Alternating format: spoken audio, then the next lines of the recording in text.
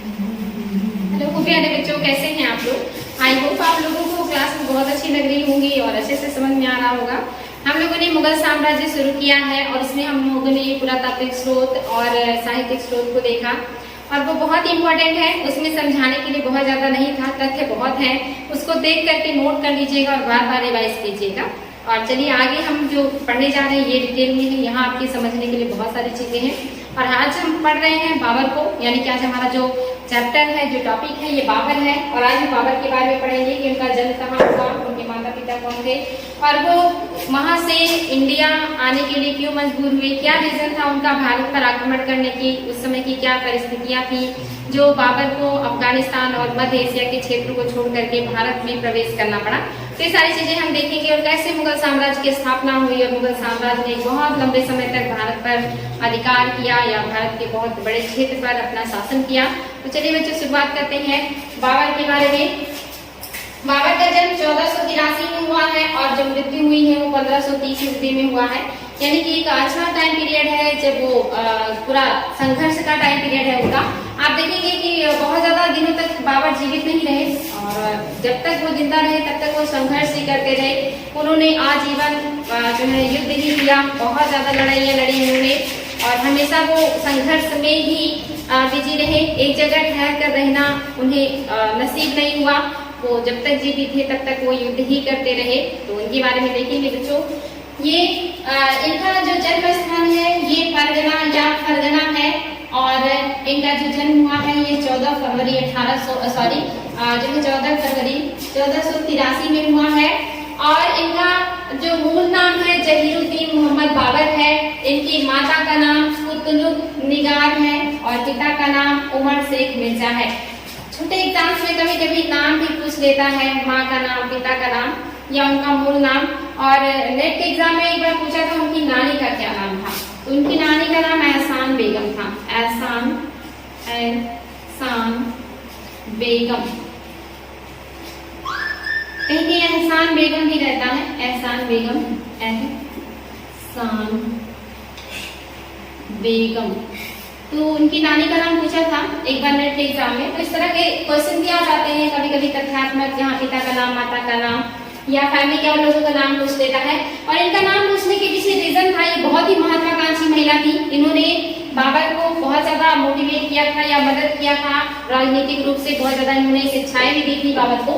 तो आगे बढ़ेंगे बच्चों, बाबर के बारे में देखते हैं और बहुत सारी चीजें हैं। 1504 ईस्वी में काबुल पर विजय प्राप्त किया था इन्होंने और उसके पश्चात बाबर पहली बार जो है तैमूर वंश की जो परंपरा थी, जहाँ पे लोग मिर्जा की उपाधि धारण करते थे, उससे अलग जाकर के इन्होंने बादशाह की उपाधि धारण की थी। यानी कि अभी तक मुगल वंश में कोई भी शासक बादशाह की उपाधि या बादशाह की उपाधि धारण नहीं किया था। ये पहले ऐसे शासक हैं जिन्होंने मिर्जा की जगह बादशाह की उपाधि धारण की थी। इनके जो पिता हैं फरगना के एक छोटे से जागीर के शासक या प्रशासक की तरह थे, लेकिन अचानक से उनकी मृत्यु हो जाती है और मृत्यु होने के बाद जो बाबर है इनके ऊपर सारी जिम्मेदारी आ जाती है। और जो बाबर थे उस समय इनका एज बहुत कम था, ये 12 वर्ष के थे और 12 वर्ष की उम्र में ही ये फरगना के राजगद्दी पर बैठते हैं और साम्राज्य को संभालने का प्रयास करते हैं। लेकिन उस समय इनके सामने चुनौतियां बहुत ज्यादा थी, क्योंकि इनका एज बहुत कम था और इनके जो छोटे से साम्राज्य पर इनके अपने ही जो चाचा थे और जो मामा थे उनकी नजर थी। वो चाहते थे कि इनके साम्राज्य को या जो छोटा सा क्षेत्र है उसको अपने अधीन कर लें, जो बार बार उनके ऊपर आक्रमण भी करते हैं, जिनसे बाबर युद्ध करते हैं और जो है जीतते भी हैं, यानी कि वो और सफल होते हैं इनके क्षेत्र को अधिकार करने में। तो आप यहाँ देखेंगे कि यहाँ पे ये क्या करते हैं, विजय प्राप्त करते हैं। बाबर ने पहली बार क्या किया है, तैमूरी परंपरा के विरुद्ध बादशाह की उपाधि धारण की है और 1526 ईस्वी में पानीपत के युद्ध में जो प्रथम युद्ध हुआ था, इसमें जीतने के बाद इन्होंने कलंदर की उपाधि भी धारण करी थी। एग्जाम में आता है कि कलंदर की उपाधि किसने धारण करी थी, बाबर ने किया था। किस उपलक्ष्य में किया था, क्योंकि पानीपत का जब प्रथम युद्ध हुआ और इसमें बाबर जीत जाते हैं तो उन्हें जो भी धन संपत्ति आगरा से और दिल्ली से मिलता है उसे वो अपने सैनिकों में, अपने अधिकारियों में बड़े पैमाने पे बांटते हैं। और इसको बांटने की वजह से जो सैनिक है, जो उनके अधिकारी बहुत प्रसन्न होते हैं और उसी समय इन्हें कलंदर की उपाधि मिली थी और बादशाह की उपाधि को इन्होंने खुद ही धारण किया था। तो इम्पोर्टेंट है बच्चों, ध्यान देंगे। इसके अलावा इन्होंने अपना जो है आत्मकथा भी लिखा है तुर्की भाषा में, जिसे सुजुके बाबरी या बाबरनामा के नाम से जाना जाता है और इसे बकियात बाबरी भी कहा जाता है। यानी कि तीनों नाम एक ही है या एक ही पुस्तक का है, तुजुक बाबरी कहें या बाबरनामा कहें या बकियात बाबरी कहें, तीनों जो नाम है एक ही पुस्तक है जिसका जो उनकी आत्मकथा है। इसके अलावा इन्होंने कुछ सिक्के चलाए थे, एग्जाम में आता है कि शाहरुख किस धातु का सिक्का था, तो ये चांदी का सिक्का था और ये काबुल में चलाया था बाबर ने। ध्यान देंगे कहाँ पे चलाया है बाबर ने, काबुल में चलाया है। चांदी का सिक्का है जिसका नाम शाहरुख है। और इसके अलावा आप देखेंगे कि इन्होंने दूसरा जो सिक्का चलाया है कंधार में चलाया है जिसका नाम बाबरी है। और ये सिक्का भी ध्यान देंगे एक कंधार में चलाया गया और एक काबुल में चलाया गया, एक बाबरी है और दूसरा जो है आपका शाहरुख है। इंपॉर्टेंट है बच्चों, ध्यान देंगे। इनके प्रारंभिक जीवन से शुरुआत करते हैं। प्रारंभिक जीवन कैसा है, तो ये पिता की तरफ से तैमूर वंश के 5वें वंशज हैं, यानी कि वंश परंपरा में ये 5वें नंबर का वंश है जिसके ये उत्तराधिकारी हैं बाबर, यानी कि पिता की तरफ से तैमूर वंश से हैं जो कि 5वीं वंश है इनका तैमूर वंश के हिसाब से। और माता की तरफ से ये मंगोल वंश से है जो कि 14वें वंशज है इनकी माँ। तो इनके जो ब्लड में दो जो है महान वंशजों के रक्त का प्रवाह था, तो कहीं ना कहीं उसका इफेक्ट तो आना ही था। तो बाबर अपने आप में अद्वितीय हैं। और 1494 ईस्वी में एक घटना में उनके पिता की मृत्यु हो गई और 12 वर्ष की अल्पायु में ये शासक बनते हैं 8 जून 1494 ईस्वी में। बाबर परगना की गद्दी पर बैठते हैं, उनके सामने बहुत सारी कठिनाइयां थी, खास करके उनके मामा और उनके जो चाचा हैं इन दोनों लोगों ने संयुक्त रूप से आक्रमण किया, लेकिन आक्रमण को इन्होंने विफल कर दिया और अपने साम्राज्य को सुदृढ़ करने का प्रयास किया। लेकिन ये चाहते थे कि सरहिंद पर ये अधिकार करे। सरहिंद जो है ये तैमूर राजवंश की राजधानी रही थी और ये चाहते थे कि उस पर हमारा अधिकार हो, क्योंकि अगर वहाँ पे हम अधिकार कर लेंगे तो हमारा जो वर्चस्व है वो बढ़ेगा, हमारी जो प्रतिष्ठा है वो बढ़ेगा, सम्मान में वृद्धि होगी। एक तो जो फरगना था उसके पश्चिम में था समरकंद, तो उससे खतरा भी था। उन्हें लगता था अगर समरकंद पे अधिकार हो जाएगा तो पश्चिम क्षेत्र से जो आक्रमण होने की संभावना है वो खत्म हो जाएगी। और दूसरा इन्हें लगता था कि तैमूर वंश की वो राजधानी रही थी सालों से, तो उस पर अधिकार होने से हमारे जो वर्चस्व है उसमें वृद्धि होगा। इसी की वजह से ये समरकंद पर आक्रमण करते हैं। तो आगे क्या होता है, फरगना और समरकंद का हाथ से उनके निकल जाना, ये कैसे होता है। बाबर ने 2 बार समरकंद पर आक्रमण किया। पहली बार जो है किया है 1496 ईस्वी में, लेकिन वो असफल रहे। दूसरा आक्रमण उन्होंने 1497 में किया और यहाँ पर ये 7 महीने के एक लंबे घेरे के बाद जाकर के किसी तरह से समरकंद को विजय कर पाते हैं और इनका अधिकार हो जाता है समरकंद पर। लेकिन जैसे ही कुछ टाइम बीतता है और लोगों को लगता है कि बाबर अब फरगना में नहीं है, तो फरगना में विद्रोह हो जाता है।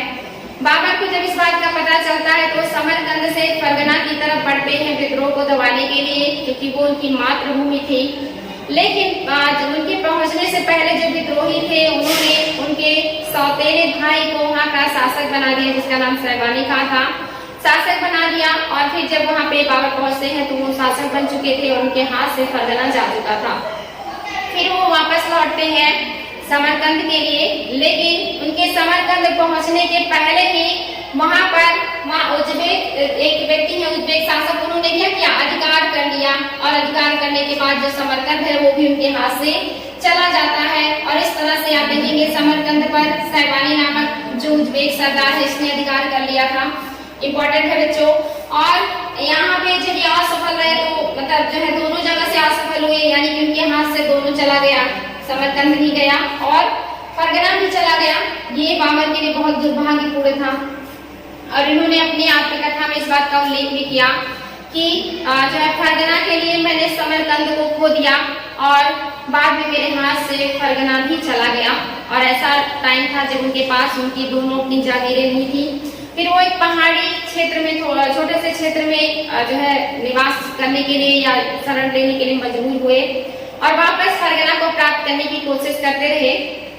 1499 में वो सफल भी हुए वापस फरगना को प्राप्त करने में, लेकिन ये ज्यादा दिनों तक नहीं चल पाया और 1500 में इन्हें वापस जो है फरगना खो देना पड़ा।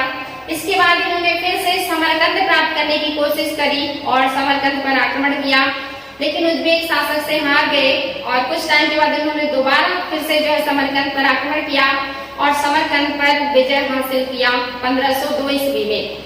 लेकिन यहाँ पर इनका विजय स्थायी सिद्ध नहीं हुआ, यानी कि कुछ टाइम के बाद वहाँ का जो उज्बेक सरदार था उसने बाबर को फिर से वहाँ से पूरी तरह हरा करके मध्य एशिया से भगा दिया या मध्य एशिया से निर्वासित होने के लिए मजबूर किया। अब बाबर के पास कोई और रास्ता नहीं था, तो वो काबुल की तरफ बढ़ते हैं और काबुल में उनके चाचा के छोटे लड़के थे जिनके साथ विश्वासघात करके एक व्यक्ति ने उनके सिंहासन पर अधिकार कर लिया था और वहां पर वो अपने चाचा के छोटे लड़के की मदद करते हैं और काबुल पर अधिकार कर लेते हैं और काबुल पर अधिकार करने के बाद वो वापस फरगना और समरकंद के लिए संघर्ष करते रहते हैं। लेकिन फरगना जो है उनके हाथ में नहीं आता है, वो समरकंद के लिए फिर से मतलब जो है आक्रमण करते हैं और ये 1500 लगभग 11-12 में ये जो है ईरान के एक शासक थे जिनकी मदद से ये समरकंद पर आक्रमण करके अधिकार तो कर लेते हैं। और इस सहायता के लिए जो ईरान के शासक थे उन्होंने क्या किया था, बाबर से शिया धर्म भी या शिया संप्रदाय का सदस्यता भी लेने के लिए मजबूर किया, यानी कि कुछ समय के लिए जो बाबर है इन्होंने शिया संप्रदाय की सदस्यता भी जो है ग्रहण करी ताकि जो ईरान का शाह है वो उनकी मदद करे और मदद मिलने के बाद उन्होंने समरकंद पर अधिकार कर लिया। लेकिन जैसे ही वहाँ के ईरान के शासक वापस लौटे वैसे ही वहाँ के उज्बेक जनता ने फिर से विद्रोह कर दिया और बाबर को समरकंद से फिर से भागना पड़ा और ये फिर से काबुल में आकर के शरण लेते हैं। उसी दरमियान उन्हें पता चलता है या एहसास होता है कि अब उत्तर पश्चिम की तरफ क्षेत्र विस्तार या साम्राज्य विस्तार संभव नहीं है, क्योंकि उनके 1000 कोशिशों के बाद भी उनके हाथ न फरगना आया और न ही समरकंद आया। अब बाबर के सामने जो है दक्षिण पूर्व एशिया की तरफ बढ़ने के अलावा कोई रास्ता नहीं था, यानी कि अब बाबर को भारत की तरफ बढ़ना था, उनके पास अब कोई जागीर नहीं थी और मजबूरी थी उनकी, क्योंकि जो बाबर हैं बहुत ही महत्वाकांक्षी हैं और बहुत ही उनके अंदर सैनिकों के गुण हैं और वो आसानी से बैठने वाले नहीं थे और उन्होंने भारत की तरफ आक्रमण करने का जो है निश्चय किया। उन्होंने ऐसा किताबों में लिखा है कि किसी बुढ़िया से भारत की समृद्धि के बारे में सुन रखा था कि भारत बहुत ही ज्यादा समृद्ध है और शक्तिशाली देश है, यानी कि वहां पर हम अगर आक्रमण करते हैं तो हमें बहुत सारा जो पैसा है वो प्राप्त हो सकता है। तो ये सारी चीजें थी जिसकी वजह से जो बाबर है वो भारत पर आक्रमण करने के लिए मजबूर होते हैं। तो चलिए बच्चे आगे देखते हैं कि और क्या क्या प्रॉब्लम्स हैं। तो जो बाबर है ये क्या करते हैं, भारत की तरफ आक्रमण करने के लिए मजबूर हो जाते हैं और बाबर का जो राजनीतिक निर्वासन है यहाँ पे हम इसको देखेंगे कि क्या क्या हुआ था। 1499 में जब जो बाबर है इनसे परगना पुनः समाप्त हो गया, ये सारी चीजें मैंने आपको बता दी। 1502 में उन्होंने वापस प्राप्त किया था, लेकिन सरीकुल के युद्ध में वो मध्य एशिया से भगा दिए गए। उसके बाद किस तरह से उन्होंने फिर से समरकंद मतलब जो है हथियाया, लेकिन वहां से फिर से उन्हें हार मिली। अब उन्हें भारत की तरफ बढ़ना था और उन्होंने जो है भारत पर अपनी आत्मकथा में लिखा है कि लगभग 5 बार उन्होंने आक्रमण किया था और भारत के कुछ छोटे छोटे क्षेत्रों को उन्होंने विजित करने का प्रयास भी किया था। तो इम्पोर्टेंट है जो ध्यान देंगे और यहाँ पे कुछ ये पॉइंट्स हैं जिसको हमें डिस्कस करना है।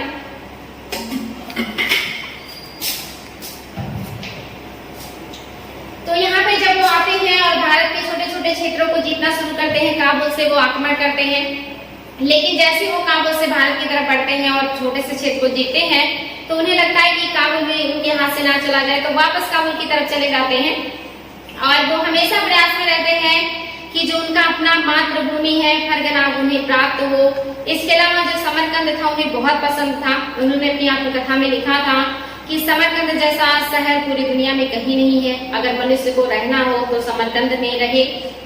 तो ये वजह था कि वो समरकंद और अपने जो स्थानीय या पितृ जगह था जिसको फरगना कहते थे उसको छोड़ नहीं पा रहे थे, लेकिन भारत की तरफ बढ़ना उनकी मजबूरी थी।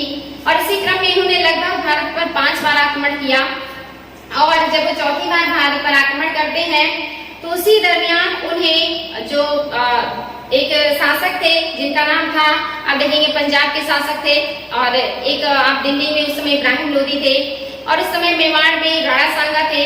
तो जो पंजाब के शासक थे और राणा सांगा थे इन्हें भारत पर आक्रमण करने के लिए न्योता भी देते हैं कि आप आइए भारत पर आक्रमण कीजिए। और बाबर को यहाँ से एक अच्छा मौका मिलता है कि अब हमें भारत की राजनीति में हस्तक्षेप करना चाहिए, क्योंकि अब उनके हाथ में कोई बहुत बड़ा साम्राज्य था नहीं। और उस समय भारत की स्थिति बिल्कुल वैसी ही थी जैसे गौरी के समय थी और मोहम्मद गजनवी के समय थी। यानी कि हमारे यहाँ के जो राजा थे या जो क्षेत्र था वो छोटे छोटे क्षेत्रों में बटा हुआ था और बहुत सारे क्षेत्रीय शक्तियां शासन कर रही थी, जिसमें आपस में प्रतिद्वंदिता चल रही थी। लोग एक दूसरे से भरपूर शत्रुता निभा रहे थे, कोई किसी की मदद करने के लिए तैयार नहीं था। ऐसे टाइम में बाबर को बढ़िया मौका मिला भारत पर आक्रमण करने का और उन्होंने जो है दिल्ली पर आक्रमण करने का जो है मूड बनाया और उन्होंने जो आक्रमण किया जो कि निर्णायक सिद्ध हुआ वो पानीपत का युद्ध था। इसके बाद लगातार उन्होंने 3 और युद्ध किए, जिसमें खानवा और इसके बाद फिर आप देखेंगे चंदेरी और लास्ट में उन्होंने घाघरा का युद्ध किया था। तो ये है युद्ध, देख लेते हैं बच्चों क्या है इसमें। यानी कि काबुल पर अधिकार, बाबर ने अपने छोटे चाचा के पुत्र अब्दुल रज्जाक की मदद से काबुल पर आक्रमण कर और अधिकार कर लिया था 1504 ईस्वी में। और आगे चल करके यहीं पे इन्होंने पातशाह की उपाधि भी धारण की थी और समरकंद विजय किया इसके बाद इन्होंने। और 1511-12 में इन्होंने ईरान की इस्माइल शाह की मदद से समरकंद पर अधिकार कर लिया था। लेकिन आगे चल करके वहां की जनता ने फिर से विद्रोह किया और ये वहां से निकल आए, यानी कि इन्हें भगा दिया गया। फिर उन्होंने भारत पर आक्रमण करना शुरू किया और बाबर ने 1524-25 ईस्वी तक काबुल पर शासन किया है और उसी दरमियान ये निरंतर युद्धों में लिप्त रहे। और इसी कारण ये क्या हुआ, ये मध्य एशिया के लड़ाकू जातियों की युद्ध प्रणाली से पूरी तरह परिचित हो गए तथा इन्होंने उज्बेकों से तुगलुमा युद्ध प्रणाली, ईरानियों से जो है बंदूक का प्रयोग और तुर्कों से घुड़सवारी तथा मंगोलों व अफगानों से व्यूह रचना सीख लिया था। यानी कि जब भी इंसान किसी भी क्षेत्र में लगातार लगा रहता है तो उस क्षेत्र का उसे बढ़िया नॉलेज हो जाता है।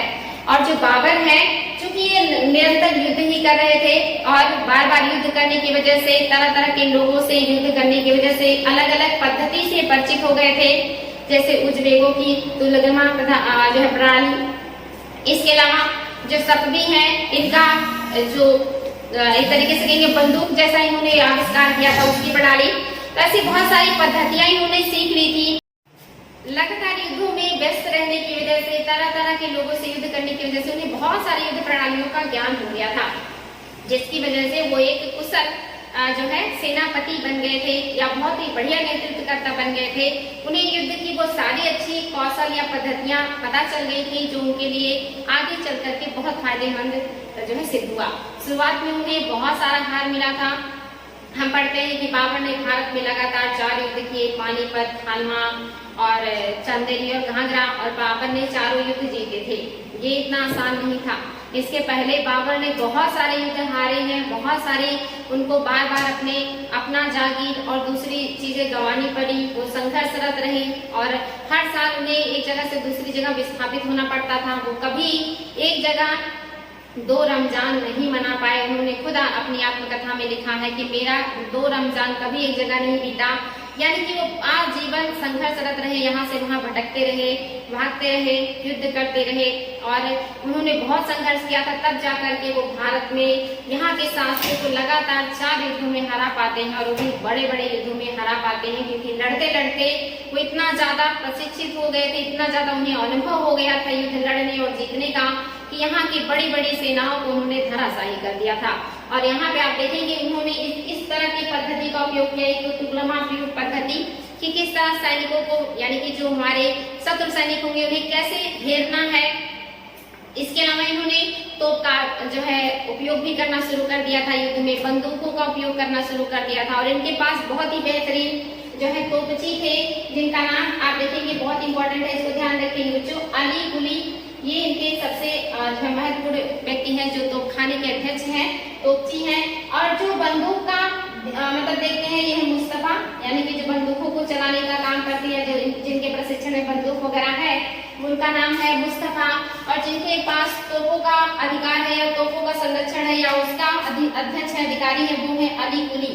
एग्जाम में आया है कि बाबर के तोपची कौन है, अली कुली, और बंदूक जो विभाग है उसके हैं मुस्तफा।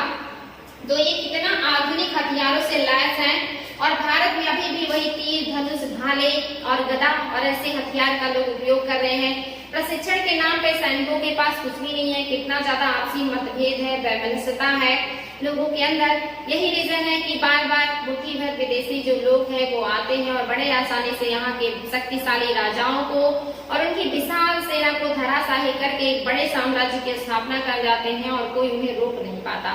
और ये बार बार यही होता है कि जो है पड़ोसी राजा अपने पड़ोसियों को हराने के लिए या उनके खिलाफ षड्यंत्र में शामिल होकर के विदेशियों का साथ दे देते हैं। और यहाँ पर बाबर के साथ भी कुछ ऐसा हुआ है। इब्राहिम लोदी जो है, इनके खिलाफ इनके जो चाचा हैं आलम खां लोदी, ये भी बाबर से मिलते हैं और कहते हैं कि आप दिल्ली पर आक्रमण कीजिए, क्योंकि उन्हें लगता था कि जैसे जो है इसके पहले बहुत सारे विदेशी मध्य एशिया के लुटेरे हैं या आए हैं और लूट करके चले गए हैं।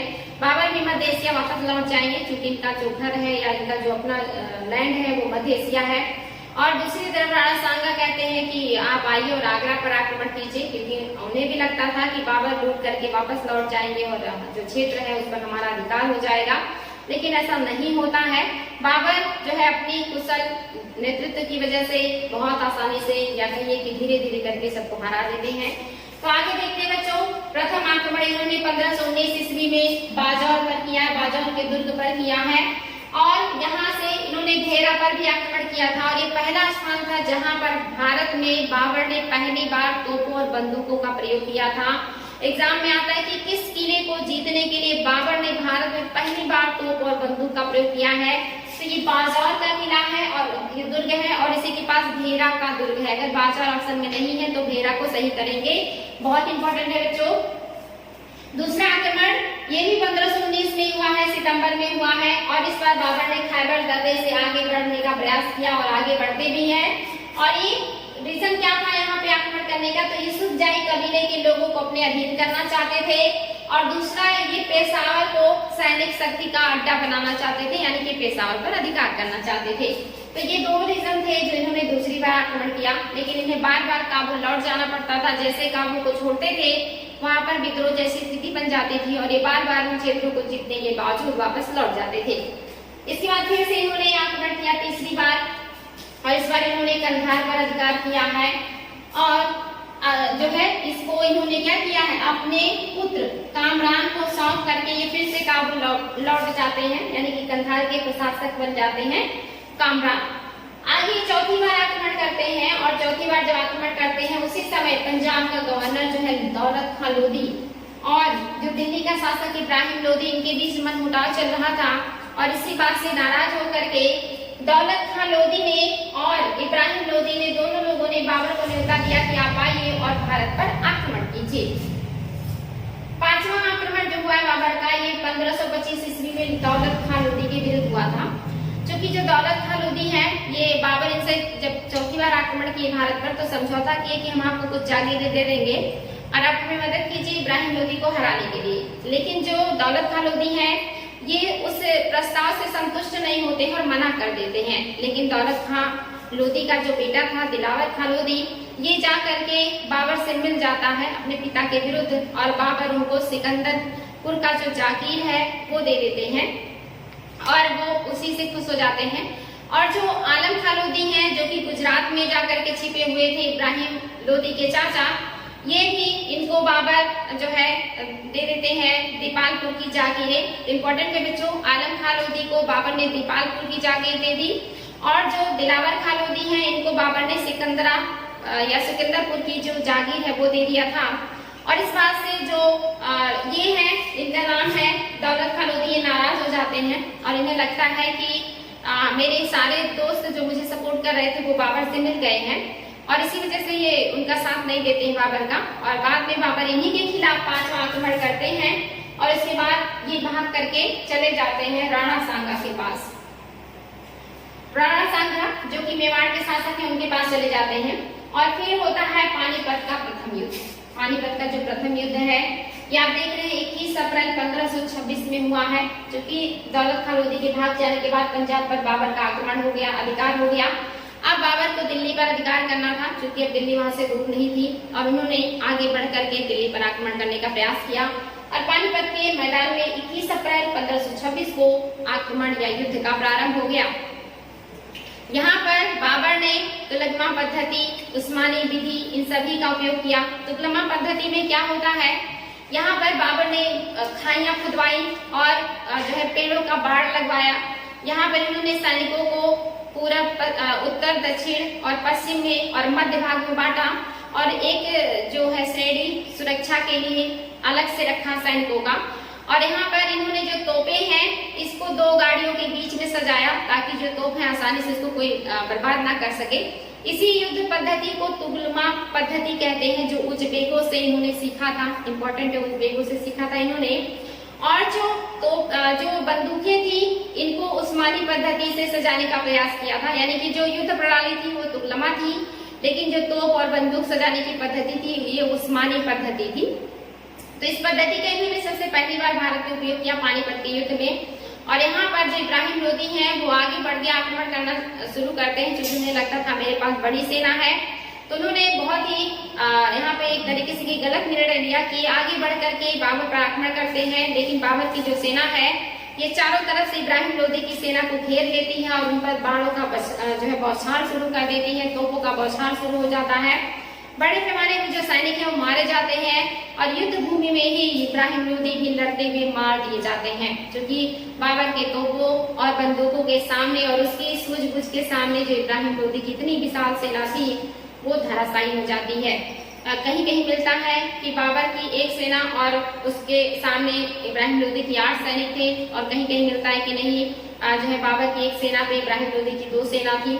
जो भी रहा हो, लेकिन ये तो सच है कि इब्राहिम लोदी की जो सेना थी वो बाबर से कहीं ज्यादा थी या दुगना थी, लेकिन फिर भी वो हार गए, क्योंकि उनका जो युद्ध पद्धति था वो पुराना था, वो प्रशिक्षण की कमी थी।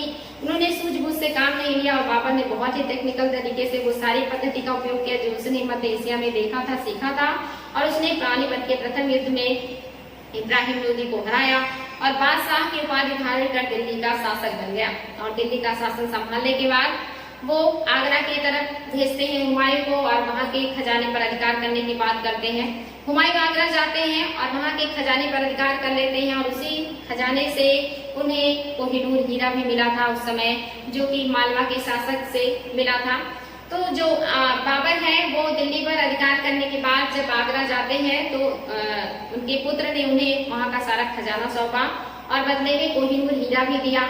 उस समय जो कोहिनूर हीरा था वो 320 रत्ती का था, यानी कि काफी बड़ा था। 320 रत्ती का जो है हीरा था, कोहिनूर हीरा, जिसमें कई बार तलाशने के बाद अब उसका वेट कम हो गया है।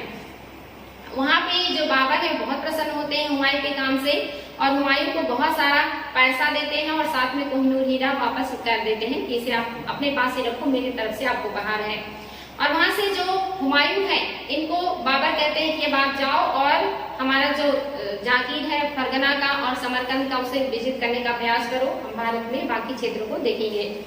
और जो बाबर है ये फिर से आक्रमण करने का सोचते हैं राणा सांगा के ऊपर, और रीजन बताते हैं कि उन्होंने उनके दुश्मनों को अपने हाथ शरण दिया है। और दूसरा रीजन उन्होंने बताया कि राणा सांगा ने प्रॉमिस किया था कि मैं मदद करूंगा आपका पानीपत के प्रथम युद्ध में इब्राहिम लोदी के खिलाफ, और उन्होंने मदद नहीं किया। तो इन्होंने इस बहाने जो है आक्रमण करने का कोशिश किया। और जो राणा सांगा है उनके पास जो जाकर के जो है दौलत खान लोदी और ये लोग थे, और कुछ अफगान शासक के जो सगे संबंधी थे वो भी उन्हीं के पास चले गए थे भागकर। वो सारे लोग उत्साह रहे थे कि आप युद्ध कीजिए, आप महान शासक हैं, आप हरा सकते हैं बाबर को। और जो राणा सांगा है ये युद्ध करने के लिए तैयार हो जाते हैं। और इसके बाद दूसरा बड़ा युद्ध होता है खानवा का युद्ध 16 मार्च 1527 ईस्वी में। बच्चों डेट भी याद रखेंगे, कभी कभी डेट भी पूछ लेता है। ये हुआ 16 मार्च 1527 ईस्वी में। और खानवा का जो युद्ध था ये बहुत ही भीषण युद्ध था। यहाँ पर राजपूतों ने बहुत ही वीरता का परिचय दिया था।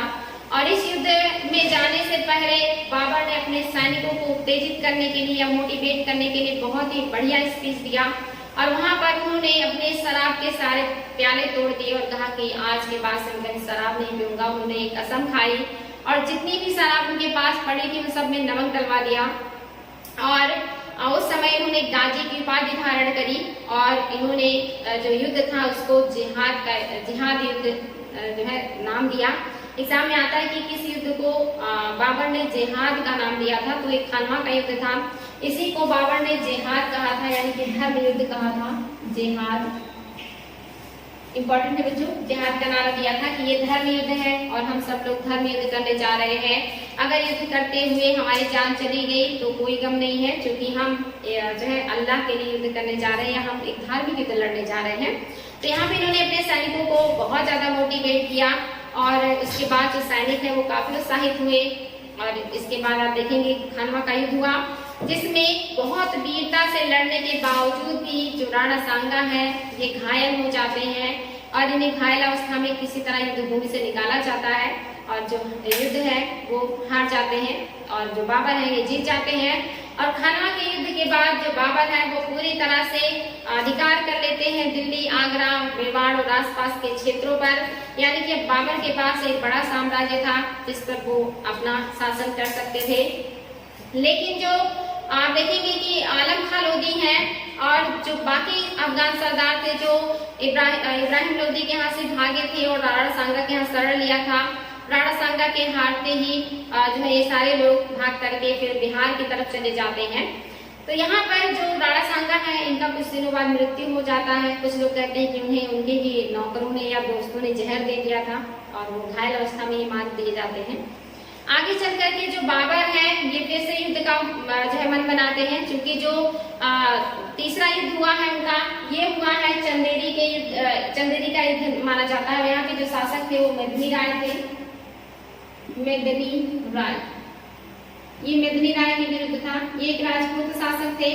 और ये जो मेदिनी राय है ये चंदेरी से शासन करते थे और चंदेरी जो था ये देखेंगे बुंदेलखंड और मालवा के रास्ते में पड़ता था और ये सामरिक रूप से बाबर के लिए बहुत महत्वपूर्ण था, क्योंकि अगर मालवा और बुंदेलखंड इन क्षेत्रों पर अधिकार करना है तो उन्हें चंदेरी या मेदिनी राय से युद्ध करना ही पड़ता।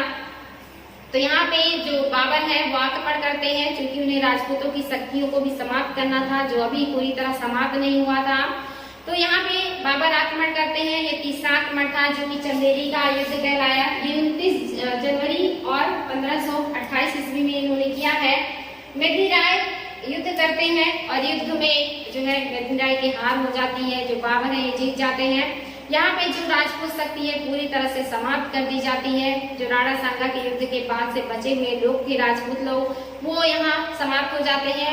और यहाँ पर बड़े पैमाने पर जो स्त्रियां हैं ये जौहर व्रत कर लेती हैं, क्योंकि उन्हें पता था कि इसके बाद अंजाम क्या होने वाला है। तो यहाँ पे राजपूतों का समाप्ति हो जाता है और ये युद्ध भी बाबर जीत जाते हैं। और बाबर के साम्राज्य में अब मालवा, बुंदेलखंड और आसपास का क्षेत्र भी आ गया, यानी कि इनका जो क्षेत्र विस्तार है विंध्याचल पर्वत मध्य प्रदेश तक हो गया है। इसके बाद बाबर जो अफगान लोग थे जो अब राणा सांगा के पास से भाग करके बिहार की तरफ चले गए थे, अब उनको दंडित करना था या उन्हें जो है फिर से वो इस तरह का कोई काम ना करे, किसी से के साथ मिल करके उनके खिलाफ आक्रमण ना करें या युद्ध ना करें। इसके लिए उनकी शक्ति को चलना बाबर के लिए बहुत जरूरी था। और फिर बाबर ने अपना लास्ट आक्रमण किया जिसको घाघरा का युद्ध कहा जाता है। ये बंगाल और बिहार के जो अफगान लोग थे उनको कुचलने के लिए था और इस युद्ध में फिर से बाबर की जीत होती है और जितने भी बचे हुए सरदार थे या जो शासक थे वो सारे हार जाते हैं, यानी कि अफगानों की जो शक्ति है वो पूरी तरह से समाप्त हो जाती है। तो राजपूत और अफगान यही तो उस समय बाबर के सबसे बड़े शत्रु थे जो उन्हें चुनौती दे सकते थे। इन सभी को एक एक करके बाबर ने हरा दिया और बाबर का जो साम्राज्य है ये विंध्याचल पर्वत से हिमालय पर्वत और आप देखेंगे बिहार का जो क्षेत्र है, बिहार में गंगा नदी का जो संगम क्षेत्र है पटना से लेकर के उत्तर में भी आप देखेंगे लंबा जो काबुल तक का मतलब एक क्षेत्र विस्तार है ये बाबर के अधीन था, यानी कि बहुत बड़े साम्राज्य के वो शासक बन चुके थे। और बाबर चूंकि अब बाबर को जो उनका अपना क्षेत्र था वो भी चाहिए था समरकंद और इसके अलावा फरगना, तो वो हुमायूं वहां जाते हैं लेकिन उसको प्राप्त करने में असफल हो जाते हैं। हुमायूं को वापस बुला लिया जाता है और वहां पे हिमराल को भेज देते हैं जो बाबर है कि आप जाओ और प्रयास करो उसको जीतने का, वो हमें चाहिए। हुमायूं को वहां से दूसरी जगह की जागीर पे भेज दिया जाता है, वहां का जागीर दे करके इनको भेज दिया जाता है। लेकिन वहां जाते ही हुमायूं बीमार हो जाते हैं और बीमार होने के बाद उन्हें वापस आगरा लाया जाता है और वहां पर उनकी तबीयत बहुत ज्यादा खराब हो जाती है। बहुत ज्यादा कोशिशें और प्रयास करने के बावजूद भी जो हुमायूं है वो उनका जो तबीयत है वो सही नहीं होता। और ऐसे में यहाँ पे ऐसी कहावतें हैं कि जो बाबर है वो कसम खाते हैं कुरान की या अल्लाह से ऐसे दुआ मांगते हैं कि हुमायूं को ठीक कर दे, बदले में भले ही उनका जो जीवन है वो ले ले। और माना जाता है कि उसके बाद जो हुमायूं है वो धीरे धीरे स्वस्थ होने लगते हैं और जो बाबर है वो धीरे धीरे अस्वस्थ होने लगते हैं और बीमार होने के बाद उनकी मृत्यु हो जाती है आगरा में। लेकिन कुछ लोग ऐसा भी कहते हैं, जैसे कि गुलबदन बेगम है, वो हुमायूंनामा में लिखती हैं कि बाबर को षड्यंत्र के तहत जो इब्राहिम लोधी थी उनकी मां ने विष दे दिया था और उसी विष की असर की वजह से बाबर धीरे धीरे बीमार हुए और उनकी मृत्यु हो गई थी। तो आप देखेंगे भारत में बहुत कम समय तक वो रहे, लेकिन वो लगातार युद्ध ही करते रहे और 1930 के लास्ट यानी कि लगभग दिसंबर में देखेंगे आप 26 दिसंबर को बाबर की मृत्यु हो गई है। लगभग आप देखेंगे कि 31 जो है लगने ही वाला था, कुछ ही दिन बीते थे, नहीं तो फिर 15 से 31 तक इनका जीवन काल हो जाता। और 26 दिसंबर 1530 ईस्वी में आगरा में इनकी मृत्यु हो गई और आगरा में ही 4 बाग या जिसको आराम बाग कहते हैं वहां पर इनको दफन कर दिया गया था। लेकिन जो बाबर थे इनकी हार्दिक इच्छा थी कि इनका जो अंतिम संस्कार है या जो समाधि है, जो भी चीजें हैं, ये काबुल में हो। तो यहाँ पे आगे चल करके इनकी विधवा बेगम है और शेर शाह के शासनकाल में इनकी जो विधवा पत्नी है जिनका नाम मुबारक यूसुफजई था, इन्होंने काबुल मतलब जो है ले गई, इनकी जो अस्थियां हैं इसको निकलवा करके काबुल ले जाती हैं और वहाँ के एक उद्यान में इनका मकबरा बना दिया जाता है या इनका जो है अंतिम समाधि बना दी जाती है। तो एग्जाम में क्वेश्चन आते हैं बच्चों, एक तो बाबर है और दूसरे जहांगीर है। जहांगीर का जो समाधि है, जो मकबरा है, लाहौर में है और जो बाबर है इनका जो है ये काबुल में है। बाकी अकबर का आप जानते हैं आगरा में है और शाहजहां का भी आगरा में ही है। अकबर का सिकंदराबाद में है आगरा के, और हुमायूं का आपको पता ही है दिल्ली में है, बहुत फेमस मकबरा है। तो मोस्टली जितने भी शासक हैं उनका भारत में ही है, लेकिन ये तो लोग हैं जिनका इंडिया से बाहर है मकबरा, ये भी ध्यान देंगे। तो इम्पोर्टेंट है बच्चों, ये सारी चीजें आप लोगों को देखना है। तो आई होप आप लोगों को क्लास समझ में आई होगी कि बाबर क्यों मजबूर हुए भारत पर आक्रमण करने के लिए और किस तरह से परिस्थितियां बनती गई और किस तरह से एक बड़े से क्षेत्र पर उन्होंने अधिकार कर लिया, लेकिन उसका प्रशासन चलाने का उनका जो एक सपना था वो नहीं कर पाए, यानी कि साम्राज्य उन्होंने जीता और एक बहुत बड़े साम्राज्य को जीत करके जो है वो राजा बने, लेकिन उस साम्राज्य को अस्थायी करना और उसके प्रशासन को चलाने का जो सौभाग्य उन्हें नहीं मिला। इसीलिए कहा जाता है कि इनकी अचानक से मृत्यु होने के बाद हुमायूं को कांटों का ताज मिला था और आगे चल करके हुमायूं का भी जो जीवन है इसी तरह से जो है युद्ध करते हुए या यहाँ से वहाँ भटकते हुए खत्म हो जाता है। तो ये थे बाबर। अब कल हम लोग पढ़ेंगे हुमायूं को, एक एक करके आगे बढ़ेंगे। तो आज के लिए इतना ही बच्चों, फिर मिलते हैं नेक्स्ट डे नए टॉपिक के साथ। Thank you.